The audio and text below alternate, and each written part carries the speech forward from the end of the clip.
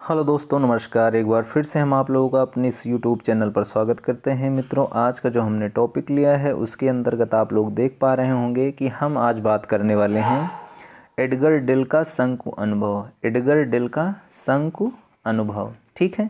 तो इनके बारे में हम थोड़ी सी बात करेंगे, चर्चा करेंगे। उसके बाद हम लोग जो है कुछ बातों को ध्यान से समझेंगे कि एडगर डेल का सिद्धांत क्या है।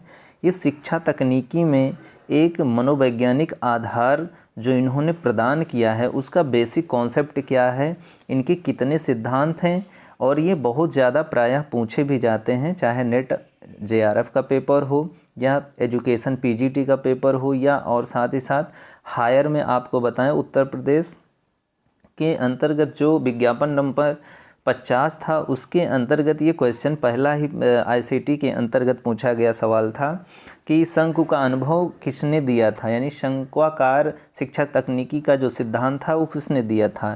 तो सीधे सीधे ऑप्शन में एडगर डेल साहब रखे गए थे, ठीक है।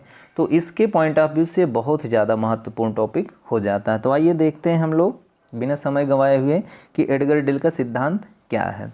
तो जैसा कि यहाँ पर एडगर डेल का सिद्धांत हम लोग डिस्कस करेंगे, तो एडगर डेल ने जो है अपने बहुचर्चित अनुभव शंकु एक्सपीरियंस कोण के माध्यम से शिक्षा के क्षेत्र में आधुनिक तकनीकियों के उपयोग को एक बहुत ही ठोस मनोवैज्ञानिक आधार प्रदान करने की कोशिश की है, ठीक है। इनका एक यहाँ पे भी पॉइंट आपको नोट करना होगा कि इन्होंने एक मनोवैज्ञानिक आधार प्रदान किया है, ठीक है। वहाँ पे भी आधार भी आपसे पूछा जा सकता है कि इन्होंने किस पे सबसे ज़्यादा फोकस किया है। तो शिक्षा तकनीकी में तो इन्होंने काम किया ही किया है, साथ ही साथ आपको ये ध्यान देना है कि इन्होंने एक मनोवैज्ञानिक आधार देने का प्रयास किया है शिक्षा तकनीकी को, ठीक है। अब इनके कौन कौन से आधार हैं वो आगे हम लोग डिस्कस करेंगे, लेकिन हम आपको यहाँ थोड़ा सा और अवगत कराना चाहें कि इनके जो प्रमुख सिद्धांत है उसमें 11 है, यानी टोटल 11 सिद्धांतों का इन्होंने वर्णन किया है। तो यह भी आपको याद रखना है कि एडगर डेल जो है शिक्षा तकनीकी के सिद्धांत को दिया है। दूसरा आपको याद करना है कि इन्होंने एक मनोवैज्ञानिक आधार प्रदान किया है। तीसरा आपको याद रखना है कि इन्होंने कितने सिद्धांतों का वर्णन किया है अपने संघ एक्सपीरियंस कोण में, उसमें 11 यानी 11 सिद्धांतों को इन्होंने दिया है। अभी आगे हम लोग डिस्कस करेंगे, ठीक। तो आइए आगे बढ़ते हैं फिर। और यहाँ पे यह देखने वाली बात होगी कि उनका यह जो अनुभव बताता है कि सॉफ्टवेयर और हार्डवेयर तकनीकियों द्वारा प्रदत्त विभिन्न प्रकार की शिक्षण अधिगम विधियाँ, सामग्री तथा उपकरण व्यक्ति विशेष को विभिन्न प्रकार के अधिगम अनुभव अर्जित करने में किस प्रकार से सहायक सिद्ध हो सकते हैं। तो इन्होंने इस आधार पर ये जो मनोवैज्ञानिक आधार प्रदान किया, तो उसके अंतर्गत इनका यह अनुभव कहता है कि जो सॉफ्टवेयर हैं, जितने भी सॉफ्टवेयर, जैसा कि आप लोग जानते हैं कि हमारे शिक्षक तकनीकी के प्रमुख कितने भाग होते हैं, 3 भाग होते हैं। पहला सॉफ्टवेयर जिसको हम लोग बोलते हैं मृदुल उपागम, दूसरा है हार्डवेयर जिसको हम लोग कठोर उपागम, और तीसरा है सिस्टम एनालिसिस जिसको हम लोग बोलते हैं प्रणाली प्रकरण, ठीक है। तो ये 3 प्रकार के आपकी प्रमुख विधियाँ सिद्धांत हैं, और इसके अंतर्गत जो है शिक्षण अधिगम की जो विधियाँ और सामग्री तथा उपकरण व्यक्ति विशेष का जो विभिन्न प्रकार के अधिगम अनुभव अर्जित करने में सहायक होते हैं, उनके लिए ये बहुत ज़्यादा सहयोगी के रूप में देखा जाता है एडगर डेल के शंकु अनुभव सिद्धांत को।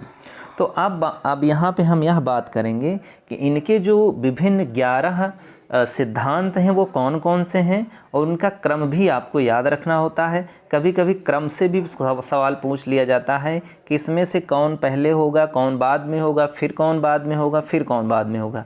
तो आपको ये ध्यान से देखना। ये देखिए आपके स्क्रीन पे ये दिखाई दे रहा है। तो यहाँ पे हमने यहाँ पे 11 लिए हैं, लेकिन यहाँ पे आपके सामने जो दिख रहा है केवल और केवल 1 2 3 4 5 यहाँ दिख रहे हैं। बाकी आपके पास यहाँ पे 6 दिख रहे हैं। ये 6 7 8 9 10 11 ये आपका अगले पेज पे दिख रहे हैं। तो आइए हम 1 बाय 1 डिस्कस करते हैं। एकदम क्रमवार चीज़ें हमने रखा हुआ है, ठीक है।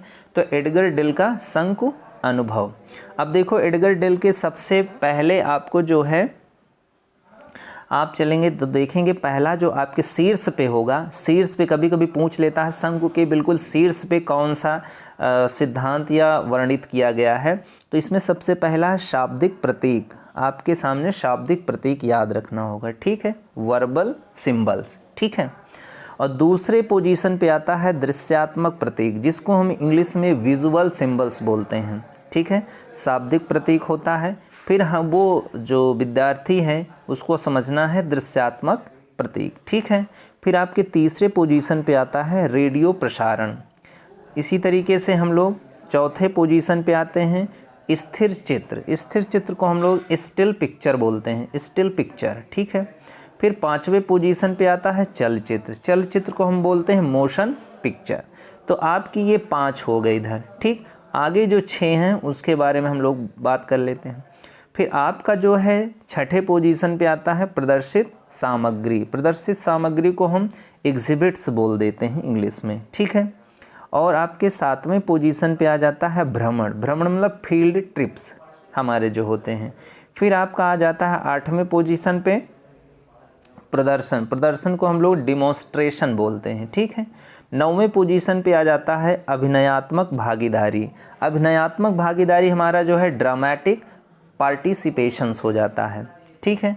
फिर आपके 10वें पोजीशन पे आ जाता है नियोजित कृत्रिम अनुभव अर्थात कंट्राइब्ड एक्सपीरियंस, ठीक है।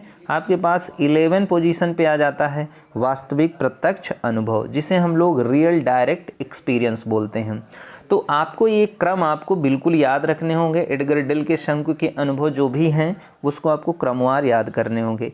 और दूसरी बात, आपको यहाँ पे 1-2 प्रश्न और यहाँ पे बन सकते हैं। 2 प्रश्न ये बन सकते हैं कि हम अप्रत्यक्ष अमूर्त अनुभव हम शंकु को देख करके टॉप टू बॉटम देख सकते हैं या बॉटम टू टॉप देख सकते हैं, ठीक है। टॉप टू बॉटम का मतलब है कि जैसे हम अगर नीचे से ऊपर की तरफ जाएंगे, जैसे वास्तविक प्रत्यक्ष अनुभव, फिर नियोजित कृत्रिम अनुभव, फिर अभिनयात्मक भागीदारी, फिर प्रदर्शन, फिर भ्रमण, फिर प्रदर्शित। अगर हम यानी नीचे से ऊपर की तरफ जा रहे हैं तो ये इंगित करता है अप्रत्यक्ष अमूर्त अनुभव को। अप्रत्यक्ष अमूर्त अनुभव को ये व्यक्त करता है, ध्यान दीजिएगा इस बात को। अगर हम नीचे से ऊपर पढ़ते हुए जा रहे हैं तो ये इंगित करता है अप्रत्यक्ष अमूर्त अनुभव को, ठीक।